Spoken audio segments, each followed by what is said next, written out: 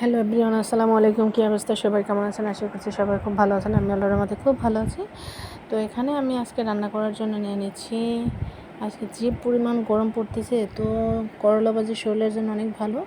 তো করলা ভাজি করতেছি, আর হলো পাঙ্গাস মাছ দিয়ে পটল রান্না করতেছি। যেহেতু গরম অসহ্য লাগে, তো সংক্ষেপে রান্না করলাম, একবারে সংক্ষেপে শর্টকাট, বেশি কিছু করি নাই, শুধু এটাই করলাম।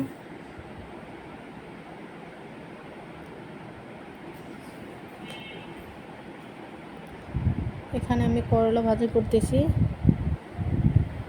তো সেই মজা লাগে কিন্তু গরম ভাতের সাথে। যে পরিমাণ গরম, করলা ভাজি বেশি ভালো লাগে। করলা ভাজি পাতলা ডাল হলে পেট ভরা ভাত খাওয়া যায়। মশলাটা ভালোভাবে কষিয়ে নিচ্ছি।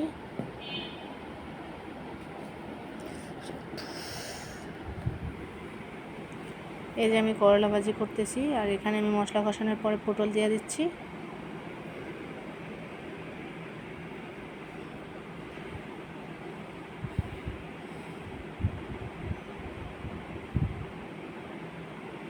পটলটাকে ভালোভাবে কষিয়ে নিচ্ছি।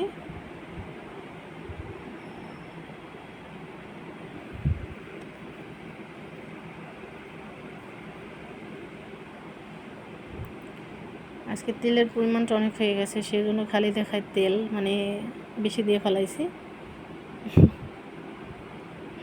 পটল দিয়ে পাঙ্গাস মাছ তো খুব ভালোই লাগবে, নতুন নতুন তরকারি, খুব ভালোই লাগে।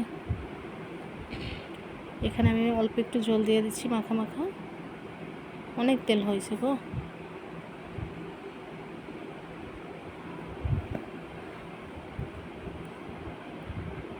এখন আমি মাছগুলোকে দিয়ে দিচ্ছি।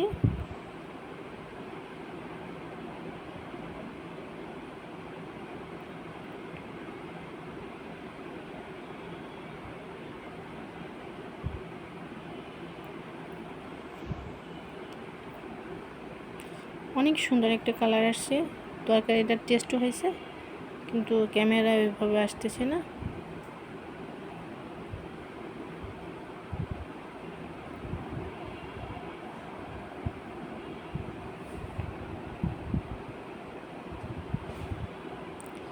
ধনিয়াপাতা দিলে দ্বিগুণ টেস্ট হয়, ধনিয়াপাতা না দিলে মনে হয় কি তরকারির টেস্ট হয় না। যদিও আমি মাছের মশলাও কিন্তু দেই, তো তারপরেও ধনিয়াপাতা দিয়ে দিচ্ছি। আর একটু হালকা ঝোলঝোলই ভালো লাগে, একবারে ভুনো ভুনো প্রতিদিন ভালো লাগে না, তো একটু হালকা ঝোলঝোল।